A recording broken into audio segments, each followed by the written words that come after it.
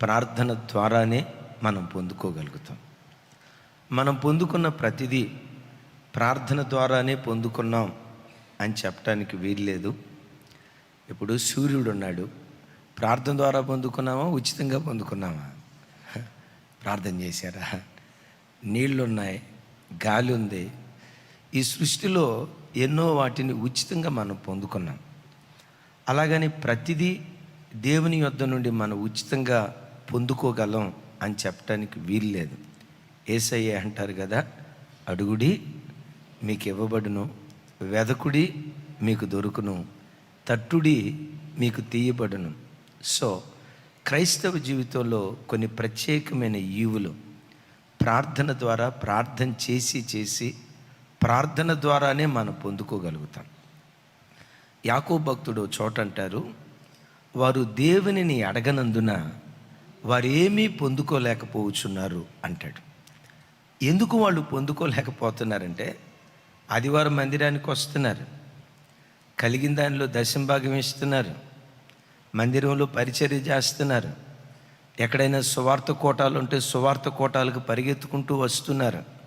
ఇవన్నీ జరిగిస్తున్నారు, కానీ వారికంటూ వ్యక్తిగతంగా ప్రార్థన లేక దేవునిని అడగనందున వారు ఏమీ పొందుకోలేకపోతున్నారో వాక్యం స్పష్టంగా చెప్తుంది.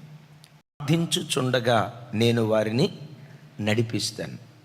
బిడ్డలారా, ఎవరైతే ప్రార్థనాపరులుగా బ్రతుకుతారో ప్రార్థించే ప్రతి వాడిని ప్రభువు నడిపించటం ప్రారంభిస్తాడు. ప్రతి మనిషి మూడిటి చేత నడిపించబడతాడు. కొందరు సాతాను చేత నడిపించబడతారు, మరికొందరు సొంత ఆలోచన చేత, సొంత ఆత్మ చేత నడిపించబడతారు, మరికొంతమంది ప్రభు చేత నడిపించబడతారు. ఇంకోసారి చెప్పమంటారా? కొందరు సైతానుగాడి చేత నడిపించబడతారు. మీలో ఎంతమంది సైతానుగాడి చేత నడిపించబడాలని కోరుకున్నారు? చేతులు ఎత్తండి. మీరైతే నవ్వుతున్నారు, నేనైతే దండం పెట్టి చెప్తా, వాడొద్దు, వాడు సహవాసం ఏమొద్దు, వాడు వాసన కూడా మన ఇంటి మీద పడకూడదు. అరే ఆమె ఏం చెప్పమ్మా, ఏమని చెప్పాను? వాడి వాసన కూడా, అసలు వాడి సొట్టరకమే మనకొద్దు. ఆమె వాడి చేత నడిపించబడకూడదు. ఎట్ దట్ సేమ్ టైం నీ సొంత ఆలోచన చేత కూడా నువ్వు నడిపించబడకూడదు. ప్రతి క్షణం ప్రభు నీ చేయి పట్టుకొని నిన్ను నడిపించును గాక. ప్రార్థించుచుండగా నేను వారిని నడిపిస్తాను. వాక్యం చదువుచూ ఉండగా నడిపిస్తాను అన్నాడా? పాటలు పాడుతూ ఉండగా నడిపిస్తాను అన్నాడా? ఆరాధన చేస్తూ ఉండగా నేను నడిపిస్తాను అన్నాడా? కూర్చొని వాక్యం వింటూ ఉండగా నేను నడిపిస్తాను అన్నాడా? నో. ఎప్పుడు నడిపిస్తానన్నాడు? వాళ్ళు ప్రార్థన చేయుచూ ఉండగా నేను వారిని నడిపిస్తూ ఉంటాను. ప్రార్థించే ప్రార్థనా పరులను దేవుడు ఎలా నడిపిస్తాడంటే, అంటాడు, ఇశ్రాయేలు నాకు కుమారుడు కాదా, నేను అతనికి తండ్రిని కాదా, ఎఫ్రాయిము నా జ్యేష్ఠ కుమారుడు, ఇజ్రాయేలు నాకు కుమారుడు కాదా, లేకపోతే ఇశ్రాయేలుకు నేను తండ్రిని కాదా, ఎఫ్రాయిము నా జ్యేష్ఠ కుమారుడు కాదా అంటాడు. ప్రార్థించే ప్రార్థనా పరుణ్ణి ఒక తండ్రి తన బిడ్డను నడిపించినట్లుగా ప్రార్థనా పరుణ్ణి దేవుడు నడిపిస్తాడు. Praise the lord. అది కూడా ఎలాంటి బిడ్డ నడిపించినట్టు నడిపిస్తాడంట? జ్యేష్ఠ కుమారుడు. బిడ్డలారా, ఒక తండ్రి ఉన్నాడు, ప్రథమ ఫలానికి పంచే ప్రేమ చాలా ప్రత్యేకంగా ఉంటుంది. ఏ తండ్రికైనా ఏ తల్లికైనా ఎంతమంది పిల్లలున్నా అందరూ అంటే ప్రేమే, అవునా కదా? పెద్దోడైనా చిన్నోడైనా 10 మంది పిల్లలున్నా ఆ తండ్రి దగ్గరికి వెళ్ళి అడిగామనుకోండి, అయ్యా ఈ 10 మంది పిల్లల్లో నీకు ఎవరంటే ఎక్కువ ఇష్టం అని అడిగితే ఏం చెప్తాడు? పెద్దోడు అంటేనా? 9 మంది పీక బిజికి చంపుతారు, జాగ్రత్త. అట్లేం లేదు. 100 మంది పిల్లలున్నా 100 మంది పిల్లలు ఆ తండ్రికి సమానమే. కానీ జ్యేష్ఠ కుమారుడు లేకపోతే జ్యేష్ఠ సంతానం దగ్గరికి వచ్చేసరికి ఎక్కువ సమయం ఆ తండ్రి ఆ జ్యేష్ఠ సంతానంతోనే గడుపుతాడు. తర్వాత పిల్లలు పెరిగిన తర్వాత, పిల్లల సంతతి పెరిగిన తర్వాత ఇక మామూలేలే అని చెప్పి వదిలేస్తాడు. కానీ ఆ మొదటి సంతానం అంతా చూసారా, అటెన్షన్ అంతా నా బంగారు కొండే, అచ్చం నా ముక్కే, అచ్చం నా ముఖమేనని ఆ టైం అంతా ఎవరితో గడుపుతాడు? అద్భుతం తెలుసా? జ్యేష్ఠ కుమారుడికి తండ్రి ప్రేమను పంచినట్లు, జ్యేష్ఠ కుమారుని తండ్రి నడిపించినట్లు ఒక ప్రార్థనా పరుణ్ణి దేవుడు నడిపించటం ప్రారంభిస్తాడు. ఎవరైతే ప్రార్థనా పరులుగా బ్రతుకుతారో, ప్రార్థించే ప్రతి వ్యక్తిని తండ్రి తన కుమారుణ్ణి నడిపించినట్లుగా మనల్ని నడిపించటం ప్రారంభిస్తాడు. ఆమేన్. చెప్దాం గట్టిగా, ఆమేన్. జనమా, మరోసారి చెప్తా, ప్రార్థన మనసు నీకుంటే నీవు ఆయన కుమార్తె అవుతావు, ఆయన నీకు తండ్రి అవుతాడు. నువ్వు ప్రార్థనా పరుడుగా బ్రతికితే నీవు ఆయనకు కుమారుడు అవుతావు, ఆయన నీకు తండ్రి అవుతాడు. అప్పుడు నీకు దేవునికి మధ్యలో ఉండే బంధం ఎలాంటిదో తెలుసా? తండ్రి కుమారుల బంధం. ఆ తండ్రి ఏం చేస్తాడంటే నీ చెయ్యి పట్టుకొని ఎక్కడ ఎప్పుడు త్రొట్టిల్లిపోకుండా, నీ పాదములు పాపంలో జారిపోకుండా చక్కగా పోయే త్రోవన దేవుడు మనల్ని నడిపించడం ప్రారంభించును గాక. చెబుదాం గట్టిగా, ఆమేన్. వారు నన్ను ప్రార్థన చేయుచుండగా నేను వారిని నడిపించేదను. దేవుడు నడిపిస్తే ఎలా నడిపిస్తాడు? ఇక్కడ అంటాడు, త్రొట్టిల్లిపోకుండా. దైవజనమా, ప్రార్థనా పరుని దేవుడు నడిపిస్తాడు. దేవుడు నడిపిస్తే, దేవుని చేత నడిపించబడిన వ్యక్తి ఎప్పుడు ఎక్కడ ఏ పాపంలో కూడా జారడు, త్రొట్టిల్లడు.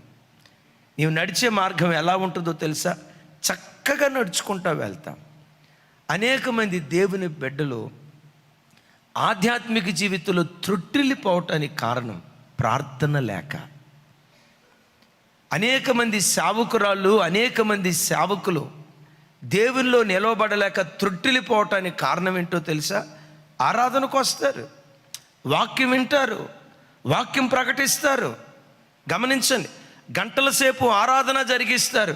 ఇవన్నీ జరిగించిన కొంతమంది సేవకులు వారి ఆధ్యాత్మిక జీవితంలో త్రొట్టిల్లిపోవటానికి కారణం ఏంటంటే వారికంటూ వ్యక్తిగతంగా ప్రార్థనా జీవితం లేక. తమ్ముడు, నువ్వు ఇమాన్యుయల్ మినిస్ట్రీస్కి రా. ఇంకా ఎంతకంటే శ్రేష్టమైన పరిచర్యలు ఏవైనా ఉంటే ఆ పరిచర్యలకు వెళ్ళుగాక. నీకంటూ వ్యక్తిగతంగా ప్రార్థనా జీవితం లేకపోతే భక్తిలో నువ్వు నిలవబడలేవు, త్రొట్టిల్లిపోయేటువంటి ప్రమాదం ఉంది.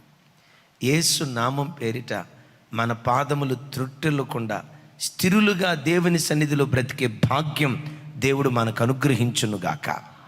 ప్రార్థించుచుండగా నేను వారిని నడిపించుదును, వారు త్రొట్టిల్లకుండా చక్కగా పోవు బాటన నీళ్ల కాలవల యొద్ద వారిని నడిపించును. ఎక్కడికి నడిపిస్తాడట? బైబిల్లో చక్కటి మాట రాసి ఉంటుంది. యెషయా గ్రంథం చూడండి, యెషయా గ్రంథం 44వ అధ్యాయం 3-4 వచనాలు. 4వ వచనంలో అంటాడు, నీటి కాలువల యొద్ద నాటబడిన నిరవంజి చెట్టు గడ్డిలో ఎదుగునట్లు వారు ఎదుగుదురు. బిడ్డలారా, ప్రార్థించే ప్రార్థనా పరును దేవుడు ఎక్కడికి నడిపిస్తాడట? నీటి కాలవల యొద్దకు నడిపిస్తాడు. నీటి కాలవల యొద్ద ఒక చెట్టు ఉందట. ఆ చెట్టు పేరు ఏంటంటే నిరవంజి చెట్టు. నిరవంజి చెట్టుకున్న ప్రత్యేకత ఏంటంటే, నిరవంజి విత్తనాన్ని గడ్డిలో వేసిన ఆ నిరవంజి విత్తనం ఆ గడ్డిని ఛేదించుకొని ఎదిగి మహావృక్షంగా మారిపోతుంది. సహజంగా గడ్డిలో ఏ విత్తనం కూడా మొలకెత్తదు. ఒకవేళ గడ్డిలో విత్తనం వేస్తే విత్తనం మొలకెత్తదో, ఒకవేళ ఏదైనా పొరపాటున మొలకెత్తిన చుట్టూతో ఉన్న గడ్డి ఏం చేస్తుంది? అందుకని వ్యవసాయదారుడు విత్తనాలు వేసే ముందు పొలాన్ని ఏం చేస్తాడు అంటే, పొలాన్ని దున్నటం అంటే మట్టి పెడ్లను మెత్తగా చేస్తాడు. అంత మాత్రమే కాదు, గడ్డి కానీ పాత పంట కానీ ఏదన్నా ఉంటే దాన్ని మొత్తాన్ని ఏం చేస్తాడు? తీసేస్తాడు. సరే, విత్తనాలు వేసిన తర్వాత పంట ఎదుగుతూ ఉంటే పంటతో పాటు ఏం మొలకెత్తుతూ ఉంటుంది? గడ్డి కూడా మొలకెత్తింది. పోనేలే, మొలకెత్తితే మొలకెత్తిందిలే అని గడ్డిని వదిలేస్తాడా? ఏం చేస్తాడు? ఎప్పటికప్పుడు ఆ గడ్డిని పీకేయటానికి కూలోళ్ళని పెట్టుకుంటాడు. ఎందుకో తెలుసా? గడ్డిలో విత్తనం మొలకెత్తదు, ఒకవేళ మొలకెత్తినా అది ఎదగదు. కానీ విచిత్రం ఏంటంటే గడ్డిలో మొలవగలిగిన ఒకే ఒక్క విత్తనం నిరవంజి విత్తనం. మొలకెత్తటం మాత్రమే కాదు, అది మొక్కై మహావృక్షమై నీడనిచ్చే పచ్చని చెట్టుగా మార్చబడగలిగిన ఒకే ఒక్క చెట్టు నిరవంజి చెట్టు. దైవజనమ, గడ్డిలో నిరవంజి చెట్టు ఎలా ఎదుగుతుందో ప్రార్థనా పరుడు కూడా అలా ఎదగటం ప్రారంభిస్తాడు. చప్పలు కొడుతూ దేవునికి స్తోత్రాలు చెప్దాం. నా వైపు చూడండి. ప్రార్థనా పరుడు నిరవంజి చెట్టు లాంటివాడు. ప్రార్థనా పరుడు నిరవంజి విత్తనం లాంటివాడు. నువ్వు నిరవంజి విత్తనానివి, ప్రార్థించేదానివి. నీ చుట్టూత గడ్డి లాంటి మనుషులు ఉంటారు. నా వైపు చూడాలి. నీ పిల్లల చుట్టూత గడ్డి లాంటి మనుషులు ఉంటారు. నీ ఉద్యోగ స్థలంలో గడ్డి లాంటి మనుషులు ఉంటారు. నీ సేవ ఎదగకుండా, నీ సంఘం ఎదగకుండా, నీ పరిచర్య ఫలాభివృద్ధి చెందకుండా గడ్డి లాంటి వ్యక్తులు కొంతమంది నీ చుట్టూత చేరి వీళ్ళని అనచాలి, వీళ్ళ సేవను అనచాలి, వీళ్ళ పిల్లలు పైకి రాకుండా వీళ్ళని అనచాలని గడ్డి లాంటి వ్యక్తులు కొంతమంది చేరి నిన్ను అనచాలని ప్రయత్నం చేస్తారు. కానీ అద్భుతం తెలుసా? నీలో ఉన్న ప్రార్థనా శక్తి నిన్ను నిరవంజి విత్తనంలాగా మారుస్తుంది. ఆ నిరవంజి విత్తనం ఏం చేస్తుందో తెలుసా? గడ్డి లాంటి మనుషులు చుట్టూతో ఉన్న గడ్డి లాంటి మనుషులు చుట్టూతో ఉన్న వాళ్ళందరినీ ఛేదించుకొని అది మొలిచి మొక్కై మహావృక్షంగా మార్చబడుతుంది.